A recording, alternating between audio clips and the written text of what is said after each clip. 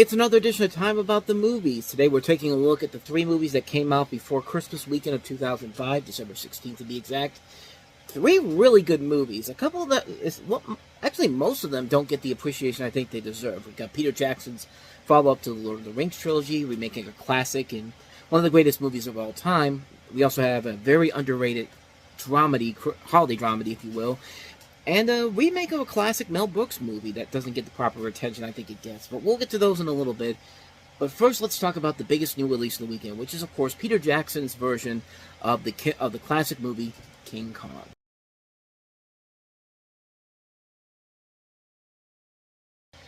So yeah, this is Peter Jackson's follow-up. Of course, this is based off the classic movie King Kong of the same name, which has been remade several times. Of course, you have the original 1933 version, and you have the 76 version with Jeff Bridges and Charles Grodin among the cast, along with Jessica Lange, which I finally got to see in the last year, and pretty good modernized retelling of King Kong in general.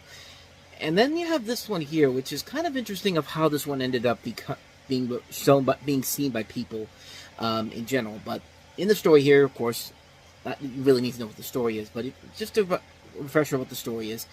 Set in 1933, it follows the story of an ambitious filmmaker played by Jack Black who coerces his cast and hired ship crew to travel to the mysterious Skull Island. There they encounter prehistoric creatures and a legendary giant gorilla known as Kong, played by motion capture through Andy Serkis, whom they capture and take to New York City. And of course, you know the rest of the story here. And you're going to learn a lot more about the story here because this is a very, very long movie, which is indeed one of the big flaws with the movie, is that it's way too long. Like, I think this movie's close to like 3 hours long. 192 minutes. Actually, it's more than that. 61. Yeah, over 3 hours. 3 hours and 12 minutes long. That kind of turned people away, in particular, to this movie in general. But the movie was actually received well by critics. It actually did appear in several top 10 lists for the year. And it was a hit, but honestly, I think a lot of people didn't expect the Chronicles of Narnia to surpass King Kong in general. Like, everyone thought, this is directed by the guy who made the Lord of the Rings trilogy. This is the guy that makes quality films. Everybody's expecting this to be the big hit. And it was a big hit, but it wasn't the big Christmas runaway hit that people were expecting it to be, mostly because, Chronicles of Narnia came and kind of took away a lot of its mojo in general. And this one kind of has been largely forgotten for the most part until many years down the road, where it did get a little bit of a reappraisal over the years. And of course, when we think of King Kong now, we think of what Warner Brothers has been doing with Godzilla and Kong, which are great movies on their own merits as well. But I personally really like this one a lot. I really do like this movie in general. The biggest flaw with it is, of course, the runtime. And yeah, it does overstay its welcome very much. But other than that, though, the stuff that they do have in here, I think works really well to the film's advantage. I like Andy Serkis' portrayal of King Kong. Like, you do get a real sense of what this character, through what Serkis does in this performance. I think Naomi Watts does a great job as Anne Darling. Jack Black is very good as Carl Denham. Jack Driscoll, Adrian Brody's character, I think is very good. Got a really good cast in general here. The look of the film is really cool to look at. Like, you feel like you're on this abandoned island throughout most of the film. I mean, you got a lot of good people in the cast here. I forgot to mention Kyle Chandler. This was the first time I ever saw him in anything. And of course, the following year, everyone will remember him for Friday Night Lights. But then again, he was also an early edition in the 90s, a show I do remember, but I never watched it. I just remember that show existed. But overall, this is a really good movie. I really do like this film a lot.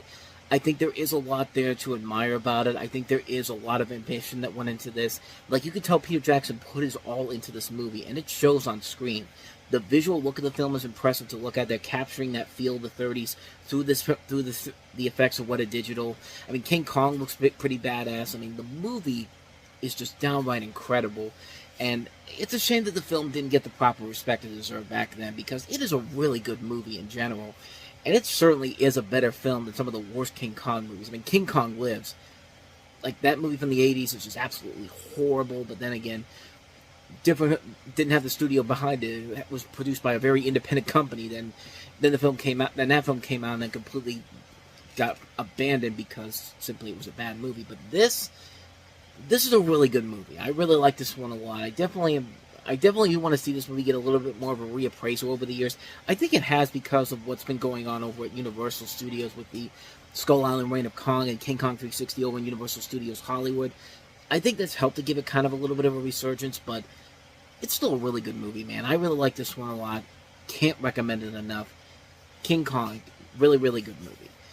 So with that said, let's go ahead and move on to our next movie that we have here. A much smaller movie than King Kong, needless to say, but really good one. This is The Family Stone.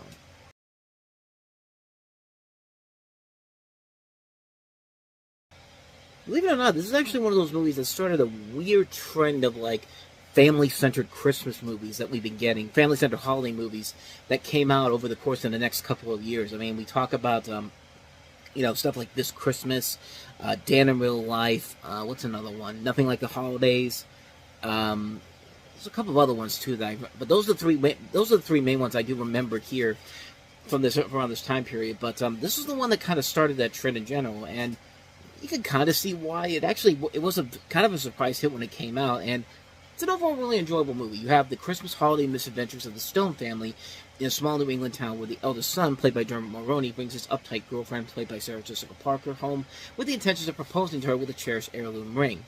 Overwhelmed by the hostile reception, she begs her sister, played by Claire Danes, to join her for emotional support, which triggers further complications. And I think you can kind of figure out what those complications are going to be just by looking at that trailer there. But you have a cast that includes Diane Keaton, Craig T. Nelson, Luke Wilson, Rachel McAdams, Rachel McAdams in this movie is absolutely incredible. This was a big year for her in general to show everybody that she's here and she's going to take over. And this movie just really, not just for a performance that's just so very fun, that's very funny and feels very relatable, but when this movie needs to get dramatic and involve scenes with her, she just sells it, man. Like, there's a reason why she's really taken off in the years since Mean Girls came out. And this was a year that really showed what this woman can do, and she really is the standout of the film. I think she really is the best thing about the film in general. Everybody in this movie is really good. Like, I like everybody in the family. They have this really good storyline with Diane Keaton in this movie that plays a huge emotional part of the storyline. Craig T. Nelson as the father is really good in here. Luke Wilson is very good too. I like the chemistry that he has with Sarah Jessica Parker. Claire Danes' addition in here is really nice too. I like the addition I like what she brings to the table with Dermot Mulroney, which coincidentally, I remember Claire Danes was in Home for the Holidays too, if I'm not mistaken. Yeah, she was in Home for the Holidays in a very, very similar type of film in this, and it's a really good movie, man. Like, I think it's a really well-made film. The only real nitpicky thing I have with it is that the tonal shifts do feel like they're kind of rushing things. Like, those scenes in the trailer, like, you see them being very fun. There's scenes in the trailer like this scene where, like, they slip on the what was it called? What was it, like the potato salad or something? And, like, it's very funny, and then all of a sudden it cuts to a very serious scene, like the scene where Rachel McAdams is just like, Sarah Jessica Parker's just like, I don't care whether you like me or not, and Rachel McAdams is just like, well, of course you do. Immediately after this, Sarah Jessica Parker's like, fuck this shit, I'm leaving, and just starts driving away. And yeah, the tonal shifts can be a little iffy at times and move way too fast, and there are a lot of stereotypical tropes that you see in stories like this in general. I don't even want to say stereotypical tropes, but cliche tropes, if you will. Stereotypes and cliches, very different things, but a lot of cliche tropes you see on a number of different movies like this, and yeah, it can be annoying a lot of times, but for the most part, the movie is still very consistently entertaining. It works because the performances are so good in here, and when it gets emotional, a lot of the emotional moments do work very well here. The comedy can work very well too. It's just those tonal shifts that randomly happen every once in a while that just really kind of get on you real quickly, and you can definitely see the feel. This is kind of like an indie film, kind of like what Sideways was like, because this is by the producer Sideways, who's actually the director of this movie. I really like this one a lot. I think it's a very well-made film. Like I said, the only real nitpicky thing I have is the tonal shift changes that happens every once in a while, but for the most part, it's a really good movie, and one I definitely recommend checking out this holiday season. Really good film, The Family Stone. So let's go ahead and move on to the last one we have here. Nathan Lane and Matthew Broderick reprising their roles from the Broadway version of The Producers for the movie remake of The Producers.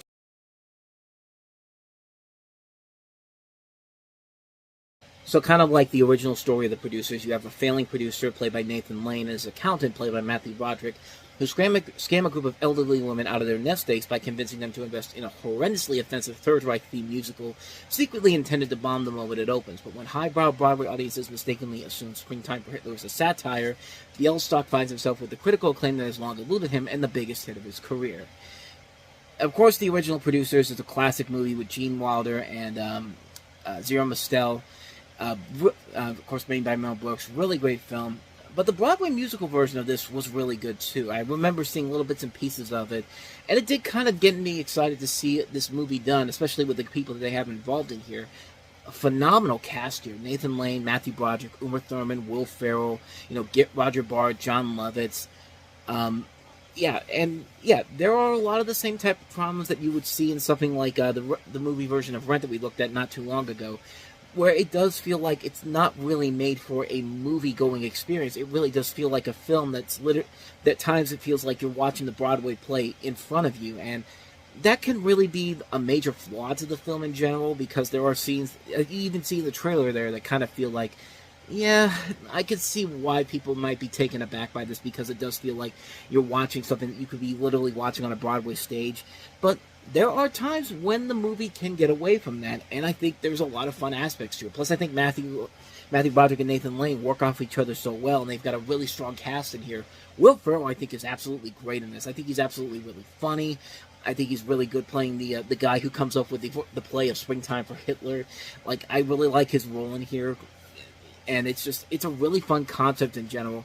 Does it do anything to outtake anything from the... What am I trying to say here? Does it do anything to surpass the original film? No. No, it's not. The original film will always stay true, and still be the funnier film of the two, but I think this movie definitely deserves a lot more attention than it actually gets, because it is a really, really funny film. If you like the Broadway musical version of this, the modern version of it, I think you could definitely get a lot of enjoyment out of this, seeing this being brought to the big screen. At least I thought it was, at least. But, yeah, I really liked it a lot. I think it's a very fun film. Definitely worth a watch. If you really go into it with the right mindset, you can have a good time with this movie in general. So, the producers. And so, with all that said, we wrap up another edition of Time About the Movies. The next time we meet, it'll be Christmas weekend, with 8 big new releases to look at, including Jim Carrey and Taylor Leone in the comedy Fun with Dick and Jane, the sequel to Cheaper by the Dozen, Cheaper by the Dozen 2, Johnny Knoxville as a guy who's trying to be pretending to be retarded to be playing the Special Olympics in The Ringer. Haven't heard that idea before. We'll delve into that controversy in a little bit. It's not even a controversy. It's just call it timing, if you will. But we have Steven Spielberg's latest film, Munich. We have Jennifer Aniston and Kevin Costner in Rumor Has It. We have the horror film Wolf Creek. We have Heath Ledger in Casanova. And we have The New World from Terrence Malick. So, a lot of Oscar contenders in here. A lot of memorable movies on Christmas weekend of this year.